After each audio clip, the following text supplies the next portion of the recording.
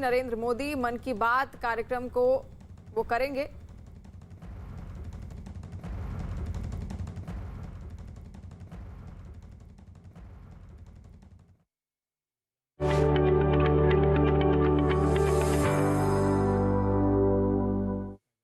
मेरे प्यारे देशवासियों, नमस्कार। आप जानते हैं कि एक जरूरी कार्यक्रम के लिए मुझे अमेरिका जाना पड़ रहा है। तो मैंने सोचा कि अच्छा होगा कि अमेरिका जाने से पहले ही मैं मन की बात रिकॉर्ड कर दूं। सितंबर में जिस दिन मन की बात है, उसी तारीख को एक और महत्वपूर्ण दिन होता है। वैसे तो हम लोग बहुत सारे डेज याद रखते हैं, तरह तरह के डेज मनाते भी हैं। और अगर अपने घर में नौजवान बेटे बेटी हो, अगर उनको पूछोगे तो पूरे साल भर के कौन से डे कब आते हैं आपको पूरी सूची सुना देंगे। लेकिन एक और डे ऐसा है जो हम सबको याद रखना चाहिए। और ये डे ऐसा है जो भारत की परंपराओं से बहुत सुसंगत है। सदियों से जिस परंपराओं से हम जुड़े हैं, उससे जोड़ने वाला है। ये है वर्ल्ड रिवर डे, यानी विश्व नदी दिवस। हमारे यहां कहा गया है, पिबन्ति नद्यः स्वयमेव नाम्भः, अर्थात नदियां अपना जल खुद नहीं पीती, बल्कि परोपकार के लिए देती है।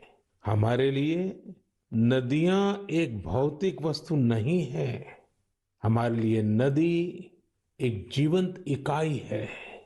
और तभी तो हम नदियों को मां कहते हैं। हमारे कितने ही पर्व हो, त्योहार हो, उत्सव हो, उमंग हो, ये सभी हमारी इन माताओं की गोद में ही तो होते हैं। आप सब जानते ही हैं, माघ का महीना आता है तो हमारे देश में बहुत लोग पूरे एक महीने माँ गंगा या किसी और नदी के किनारे कल्पवास करते हैं। अब तो ये परंपरा नहीं रही, लेकिन पहले के जमाने में तो परंपरा थी कि घर में स्नान करते हैं तो भी नदियों का स्मरण करने की परंपरा आज भले लुप्त हो गई हो या कहीं बहुत अल्प मात्रा में बची हो, लेकिन एक बहुत बड़ी परंपरा थी जो प्रातः में ही स्नान करते समय ही विशाल भारत की एक यात्रा करा देती थी। मानसिक यात्रा, देश के कोने कोने से जुड़ने की प्रेरणा बन जाती थी।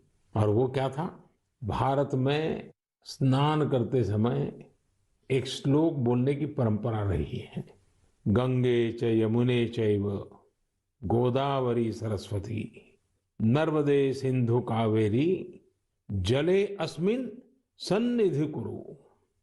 पहले हमारे घरों में परिवार के बड़े ये श्लोक बच्चों को याद करवाते थे और इससे हमारे देश में नदियों को लेकर आस्था भी पैदा होती थी। विशाल भारत का एक मानचित्र मन में अंकित हो जाता था। नदियों के प्रति जुड़ाव बनता था। जिस नदी को मां के रूप में हम जानते हैं, देखते हैं, जीते हैं, उस नदी के प्रति एक आस्था का भाव पैदा होता था। एक संस्कार प्रक्रिया थी। साथियों, जब हमारे देश में नदियों की महिमा पर बात कर रहे हैं तो स्वाभाविक रूप से हर कोई एक प्रश्न उठाएगा और प्रश्न उठाने का हक भी है और इसका जवाब देना ये हमारी जिम्मेवारी भी है। कोई भी सवाल पूछेगा कि भाई आप नदी के इतने गीत गा रहे हो, नदी को मां कह रहे हो, तो ये नदी प्रदूषित क्यों हो जाती है? हमारे शास्त्रों में तो नदियों में जरा सा प्रदूषण करने को भी गलत बताया गया है और हमारी परंपराएं भी ऐसी रही है। आप तो जानते हैं, हमारे हिंदुस्तान का जो पश्चिमी हिस्सा है, खास करके गुजरात और राजस्थान, वहाँ पानी की बहुत कमी है। कई बार अकाल पड़ता है और इसलिए वहाँ के समाज जीवन में एक नई परंपरा डेवलप हुई है जैसे गुजरात में बारिश की शुरुआत होती है तो गुजरात में जल जीलनी एकादशी मनाते हैं। मतलब कि आज के युग में हम जिसको कहते हैं कैच द रेन, वो वही बात है कि जल के एक एक बिंदु को अपने में समेटना, जल जीलनी। उसी प्रकार से बारिश के बाद बिहार और पूरब के हिस्सों में छठ का महापर्व मनाया जाता है। मुझे उम्मीद है कि छठ पूजा को देखते हुए नदियों के किनारे घाटों की सफाई और मरम्मत की तैयारी शुरू कर दी गई होगी। हम नदियों की सफाई और उन्हें प्रदूषण से मुक्त करने का काम सबके प्रयास और सबके सहयोग से कर ही सकते हैं। नमामि गंगे मिशन भी आज आगे बढ़ रहा है, तो इसमें सभी लोगों के प्रयास एक प्रकार से जन जागृति, जन आंदोलन, उसकी बहुत बड़ी भूमिका है। साथियों, जब नदी की बात हो रही है, माँ गंगा की बात हो रही है, तो एक और बात की और भी आपका ध्यान आकर्षित करने का मन करता है। बात जब नमामि गंगे की हो रही है तो जरूर एक बात पर आपका ध्यान गया होगा और हमारे नौजवानों का तो पक्का गया होगा। आजकल एक विशेष ई ऑक्शन, ई नीलामी चल रही है। ये इलेक्ट्रॉनिक नीलामी उन उपहारों की हो रही है जो मुझे समय समय पर लोगों ने दिए हैं। इस नीलामी से जो पैसा आएगा वो नमामि गंगे अभियान के लिए ही समर्पित किया जाता है। आप जिस आत्मीय भावना के साथ मुझे उपहार देते हैं, उसी भावना को ये अभियान और मजबूत करता है।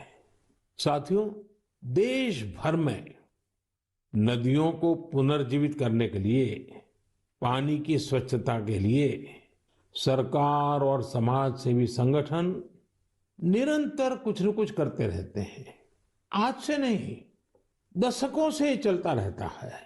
कुछ लोग तो ऐसे कामों के लिए अपने आप को समर्पित कर चुके होते हैं और यही परंपरा, यही प्रयास, यही आस्था हमारी नदियों को बचाए हुए है। और हिंदुस्तान के किसी भी कोने से जब ऐसी खबरें मेरे कान पे आती हैं, ऐसे काम करने वालों के प्रति एक बड़ा आदर का भाव मेरे मन में जगता है और मेरा भी मन करता है कि वो बातें आपको बताऊं। आप देखिए, तमिलनाडु के वेल्लोर और तिरुवन्नामलाई जिले का एक उदाहरण देना चाहता हूं। यहाँ एक नदी बहती है, नागा नदी। अब ये नागा नदी बरसों पहले सूख गई थी। इस वजह से वहां का जलस्तर भी बहुत नीचे चला गया था। लेकिन वहां की महिलाओं ने बीड़ा उठाया कि वो अपनी नदी को पुनर्जीवित करेगी। फिर क्या था, उन्होंने लोगों को जोड़ा, जन भागीदारी से नहरें खोदी, चेक डैम बनाए, रिचार्ज कुएं बनाए। आपको भी जानकर के खुशी होगी साथियों कि आज वो नदी पानी से भर गई है। और जब नदी पानी से भर जाती है ना, तो मन को इतना सुकून मिलता है। मैंने प्रत्यक्ष इसका अनुभव किया है। आप में से बहुत लोग जानते होंगे कि जिस साबरमती के तट पर महात्मा गांधी ने साबरमती आश्रम बनाया था, पिछले कुछ दशकों में ये साबरमती नदी सूख गई थी। साल में 6-8 महीने पानी नजर ही नहीं आता था। लेकिन नर्मदा नदी और साबरमती नदी को जोड़ दिया तो अगर आज आप अहमदाबाद जाओगे तो साबरमती नदी का पानी ऐसा मन को प्रफुल्लित करता है। इसी तरह बहुत सारे काम, जैसे तमिलनाडु की हमारी ये बहनें कर रही हैं, देश के अलग अलग कोने में चल रहे हैं। मैं तो जानता हूं कई हमारे धार्मिक परंपरा से जुड़े हुए संत हैं, गुरुजन हैं, वे भी अपनी आध्यात्मिक यात्रा के साथ साथ पानी के लिए, नदी के लिए बहुत कुछ कर रहे हैं। कई नदियों के किनारे पेड़ लगाने का अभियान चला रहे हैं, तो कहीं नदियों में बह रहे गंदे पानी को रोका जा रहा है। साथियों, वर्ल्ड रिवर डे जब आज मना रहे हैं तो इस काम से समर्पित सबकी मैं सराहना करता हूं, अभिनंदन करता हूं। लेकिन हर नदी के पास रहने वाले लोगों को देशवासियों को मैं आग्रह करूंगा कि भारत में कोने कोने में साल में एक बार तो नदी उत्सव मनाना ही चाहिए। मेरे प्यारे देशवासियों, कभी भी छोटी बात को, छोटी चीज को छोटी मानने की गलती नहीं करनी चाहिए। छोटे छोटे प्रयासों से कभी कभी तो बहुत बड़े बड़े परिवर्तन आते हैं। और अगर महात्मा गांधी जी के जीवन की तरफ हम देखेंगे तो हम हर पल महसूस करेंगे कि छोटी छोटी बातों की उनके जीवन में कितनी बड़ी अहमियत थी और छोटी छोटी बातों को लेकर के बड़े बड़े संकल्पों को कैसे उन्होंने साकार किया था। हमारे आज के नौजवान को ये जरूर जानना चाहिए कि साफ सफाई के अभियान ने कैसे आजादी के आंदोलन को एक निरंतर ऊर्जा दी थी। ये महात्मा गांधी ही तो थे जिन्होंने स्वच्छता को जन आंदोलन बनाने का काम किया था। महात्मा गांधी ने स्वच्छता को स्वाधीनता के सपने के साथ जोड़ दिया था। आज इतने दशकों बाद स्वच्छता आंदोलन ने एक बार फिर देश को नए भारत के सपने के साथ जोड़ने का काम किया है और ये हमारी आदतों को बदलने का भी अभियान बन रहा है। और हम ये न भूलें कि स्वच्छता ये सिर्फ एक कार्यक्रम है।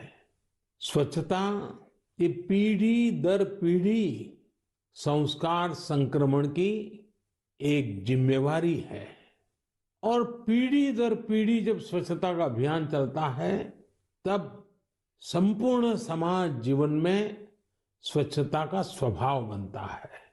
और इसलिए ये साल, 2 साल, एक सरकार दूसरी सरकार ऐसा विषय नहीं है। पीढ़ी दर पीढ़ी हमें स्वच्छता के संबंध में सजगता से, अविरत रूप से, बिना थके, बिना रुके, बड़ी श्रद्धा के साथ जुड़े रहना है और स्वच्छता के अभियान को चलाए रखना है। और मैंने तो पहले भी कहा था कि स्वच्छता ये पूज्य बापू को इस देश की बहुत बड़ी श्रद्धांजलि है और ये श्रद्धांजलि हमें हर बार देते रहना है, लगातार देते रहना है। साथियों, लोग जानते हैं कि स्वच्छता के संबंध में बोलने का मैं कभी मौका छोड़ता ही नहीं हूं और शायद इसीलिए हमारी मन की बात के एक श्रोता श्रीमान रमेश पटेल जी ने लिखा है, हमें बापू से सीखते हुए इस आजादी के अमृत महोत्सव में आर्थिक स्वच्छता का भी संकल्प लेना चाहिए। जिस तरह शौचालयों के निर्माण ने गरीबों की गरिमा बढ़ाई, वैसे ही आर्थिक स्वच्छता गरीबों को अधिकार सुनिश्चित करती है, उनका जीवन आसान बनाती है। अब आप जानते हैं, जनधन खातों को लेकर देश ने जो अभियान शुरू किया, इसकी वजह से आज गरीबों को उनके हक का पैसा सीधा सीधा उनके खाते में जा रहा है, जिसके कारण भ्रष्टाचार जैसी रुकावटों में बहुत बड़ी मात्रा में कमी आई है। ये बात सही है। आर्थिक स्वच्छता में टेक्नोलॉजी बहुत मदद कर सकती है। हमारे लिए खुशी की बात है, आज गांव देहात में भी फिनटेक, यूपीआई से डिजिटल लेन देन करने की दिशा में सामान्य मानवी भी जुड़ रहा है, उसका प्रचलन बढ़ने लगा है। आपको मैं एक आंकड़ा बताता हूं, आपको गर्व होगा। पिछले अगस्त महीने में, एक महीने में यूपीआई से 355 करोड़ ट्रांजैक्शन हुए, यानी करीब करीब 350 करोड़ से ज्यादा ट्रांजैक्शन। यानी हम कह सकते हैं कि अगस्त के महीने में 350 करोड़ से ज्यादा बार डिजिटल लेन देन के लिए यूपीआई का इस्तेमाल किया गया है। आज एवरेज 6 लाख करोड़ रुपए से ज्यादा का डिजिटल पेमेंट यूपीआई से हो रहा है। इससे देश की अर्थव्यवस्था में स्वच्छता, पारदर्शिता आ रही है और हम जानते हैं अब फिनटेक का महत्व बहुत बढ़ रहा है। साथियों, जैसे बापू ने स्वच्छता को स्वाधीनता से जोड़ा था, वैसे ही खादी को आजादी की पहचान बना दिया था। आज आजादी के 75वें साल में हम जब आजादी के अमृत महोत्सव को मना रहे हैं, आज हम संतोष से कह सकते हैं कि आजादी के आंदोलन में जो गौरव खादी को था, आज हमारी युवा पीढ़ी खादी को वो गौरव दे रही है। आज खादी और हैंडलूम का उत्पादन कई गुना बढ़ा है और उसकी मांग भी बढ़ी है। आप भी जानते हैं, ऐसे कई अवसर आए हैं जब दिल्ली के खादी शोरूम में एक दिन में 1 करोड़ रुपए से ज्यादा का कारोबार हुआ है। मैं भी फिर से आपको याद दिलाना चाहूंगा कि 2 अक्टूबर पूज्य बापू की जन्म जयंती पर हम सब फिर से एक बार एक नया रिकॉर्ड बनाए। आप अपने शहर में जहां भी खादी बिकती हो, हैंडलूम बिकता हो, हैंडीक्राफ्ट बिकता हो, और दिवाली का त्योहार सामने है, त्योहारों के मौसम के लिए खादी, हैंडलूम, कुटीर उद्योग से जुड़ी आपकी हर खरीदारी वोकल फॉर लोकल इस अभियान को मजबूत करने वाली हो, पुराने सारे रिकॉर्ड तोड़ने वाली हो। साथियों, अमृत महोत्सव के इसी कालखंड में देश में आजादी के इतिहास की अनकही गाथाओं को जन जन तक पहुंचाने का एक अभियान भी चल रहा है और इसके लिए नवोदित लेखकों को, देश के और दुनिया के युवाओं को आह्वान किया गया था। इस अभियान के लिए अब तक 13,000 से ज्यादा लोगों ने अपना रजिस्ट्रेशन किया है और वो भी 14 अलग अलग भाषाओं में। और मेरे लिए खुशी की बात यह भी है कि 20 से ज्यादा देशों में कई अप्रवासी भारतीयों ने भी इस अभियान से जुड़ने के लिए अपनी इच्छा जताई है। एक और बहुत दिलचस्प जानकारी है, करीब 5,000 से ज्यादा नए नवोदित लेखक आजादी के जंग की कथाओं को खोज रहे हैं। उन्होंने जो अनसंग हीरोज हैं, जो अनामी हैं, इतिहास के पन्नों पे जिनके नाम नजर नहीं आते हैं, ऐसे अनसंग हीरोज पर, थीम पर, उनके जीवन पर, उन घटनाओं पर कुछ लिखने का बीड़ा उठाया है। यानी देश के युवाओं ने ठान लिया है कि उन स्वतंत्र सेनानियों के इतिहास को भी देश के सामने लाएंगे जिनकी गत 75 वर्ष में कोई चर्चा तक नहीं हुई है। सभी श्रोताओं से मेरा आग्रह है, शिक्षा जगत से जुड़े सबसे मेरा आग्रह है, आप भी युवाओं को प्रेरित करें, आप भी आगे आएं। और मेरा पक्का विश्वास है कि आजादी के अमृत महोत्सव में इतिहास लिखने का काम करने वाले लोग इतिहास बनाने भी वाले हैं। मेरे प्यारे देशवासियों, सियाचिन ग्लेशियर के बारे में हम सभी जानते हैं। वहां की ठंड ऐसी भयानक है जिसमें रहना आम इंसान के बस की बात ही नहीं है। दूर दूर तक बर्फ ही बर्फ और पेड़ पौधों का तो नामो निशान नहीं है। यहाँ का तापमान -60 डिग्री तक भी जाता है। कुछ ही दिन पहले सियाचिन के इस दुर्गम इलाके में 8 दिव्यांग जनों की टीम ने जो कमाल कर दिखाया है, वो हर देशवासी के लिए गर्व की बात है। इस टीम ने सियाचिन ग्लेशियर की 15,000 फीट से भी ज्यादा की ऊंचाई पर स्थित कुमार पोस्ट पर अपना परचम लहराकर वर्ल्ड रिकॉर्ड बना दिया है। शरीर की चुनौतियों के बावजूद भी हमारे इन दिव्यांगों ने जो कारनामा कर दिखाया है, वो पूरे देश के लिए प्रेरणा है। और जब इस टीम के सदस्यों के बारे में जानेंगे तो आप भी मेरी तरह हिम्मत और हौसले से भर जाएंगे। इन जाबाज दिव्यांगों के नाम हैं महेश नेहरा उत्तराखंड के, अक्षत रावत महाराष्ट्र के, पुष्पक गवांडे हरियाणा के, अजय कुमार लद्दाख के, लोब्सांग चोस्पेल तमिलनाडु के, मेजर द्वारकेश जम्मू कश्मीर के, इरफान अहमद मीर और हिमाचल प्रदेश की चोंजिन एंगमो सियाचिन ग्लेशियर को फतह करने का ये ऑपरेशन भारतीय सेना के विशेष बलों के वेटरन्स की वजह से सफल हुआ है। मैं इस ऐतिहासिक और अभूतपूर्व उपलब्धि के लिए इस टीम की सराहना करता हूं। यह हमारे देशवासियों के can do culture, can do determination, can do attitude के साथ हर चुनौती से निपटने की भावना को भी प्रकट करता है। साथियों, आज देश में दिव्यांग जनों के कल्याण के लिए कई प्रयास हो रहे हैं। मुझे उत्तर प्रदेश में हो रहे ऐसे ही एक प्रयास वन टीचर वन कॉल के बारे में जानने का मौका मिला। बरेली में यह अनूठा प्रयास दिव्यांग बच्चों को नई राह दिखा रहा है। इस अभियान का नेतृत्व कर रही हैं डभौरा गंगापुर में एक स्कूल की प्रिंसिपल दीपमाला पांडे जी।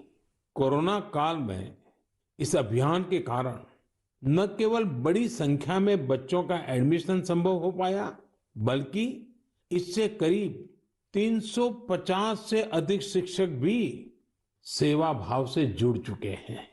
ये शिक्षक गांव-गांव जाकर दिव्यांग बच्चों को पुकारते हैं, तलाशते हैं और फिर उनका किसी न किसी स्कूल में दाखिला सुनिश्चित कराते हैं। दिव्यांग जनों के लिए दीपमाला जी और साथ ही शिक्षकों की इस नेक प्रयास की मैं भूरी भूरी प्रशंसा करता हूं।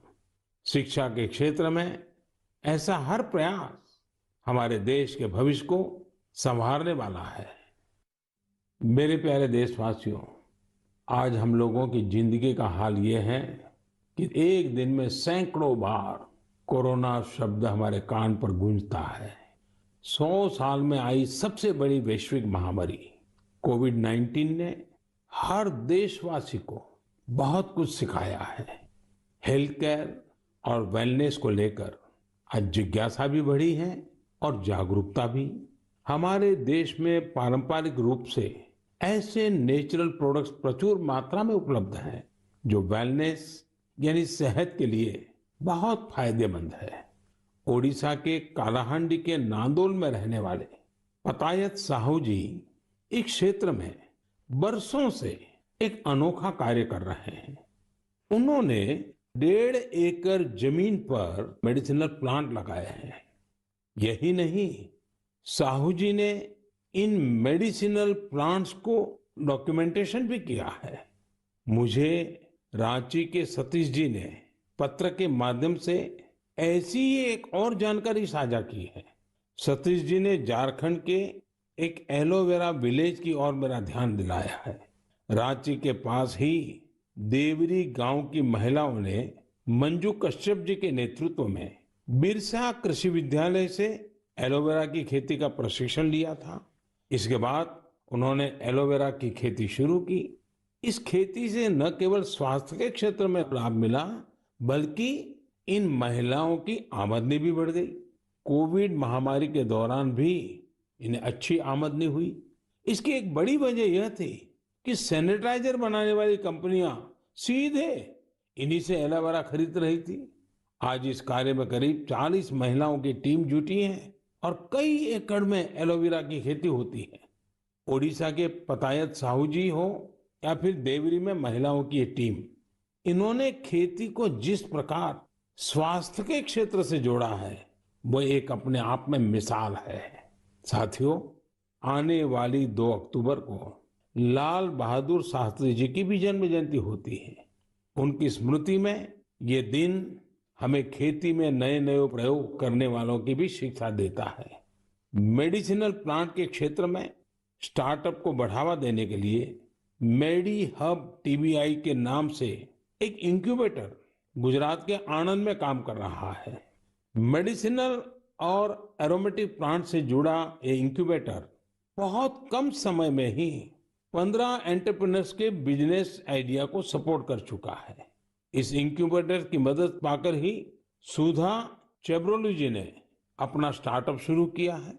उनकी कंपनी में महिलाओं को प्राथमिकता दी जाती है और उन्हीं पर इनोवेटिव हर्बल फॉर्मुलेशंस की भी जिम्मेदारी है। एक और एंटरप्रेन्योर सुभाश्री जी ने जिन्हें भी इसी मेडिसिनल और एरोमेटिक प्लांट इंक्यूबेटर से मदद मिली है। सुभाश्री जी की कंपनी हर्बल रूम और कार फ्रेशनर के क्षेत्र में काम कर रही है। उन्होंने एक हर्बल टेरेस गार्डन भी बनाया है जिसमें 400 से ज्यादा मेडिसिनल हर्ब्स हैं। साथियों, बच्चों में मेडिसिनल और हर्बल प्लांट्स के प्रति जागरूकता बढ़ाने के लिए आयुष मंत्रालय ने एक दिलचस्प पहल की है और इसका बीड़ा उठाया है हमारे प्रोफेसर आयुष्मान जी ने। हो सकता है कि जब आप ये सोचें कि आखिर प्रोफेसर आयुष्मान है कौन, दरअसल प्रोफेसर आयुष्मान एक कॉमिक बुक का नाम है। इसमें अलग अलग कार्टून किरदारों के जरिए छोटी छोटी कहानियां तैयार की गई हैं। साथ ही एलोवेरा, तुलसी, आंवला, गिलोय, नीम, अश्वगंधा और ब्रह्मी जैसे सेहतमंद मेडिसिनल प्लांट की उपयोगिता बताई गई है। साथियों, आज के हालत में जिस प्रकार मेडिसिनल प्लांट और हर्बल उत्पादों को लेकर दुनिया भर में लोगों का रुझान बढ़ा है, उसमें भारत के पास अपार संभावनाएं हैं। बीते समय में आयुर्वेदिक और हर्बल प्रोडक्ट के एक्सपोर्ट में भी काफी वृद्धि देखने को मिली है। मैं साइंटिस्ट, रिसर्चर्स और स्टार्टअप की दुनिया से जुड़े लोगों से ऐसे प्रोडक्ट की ओर ध्यान देने का आग्रह करता हूं जो लोगों की वेलनेस और इम्यूनिटी तो बढ़ाए, हमारे किसानों और नौजवानों की आय को भी बढ़ाने में मददगार साबित हो। साथियों, पारंपरिक खेती से आगे बढ़कर खेती में हो रहे नए प्रयोग, नए विकल्प लगातार स्वरोजगार के नए साधन बना रहे हैं। पुलवामा के दो भाइयों की कहानी भी इसी का एक उदाहरण है।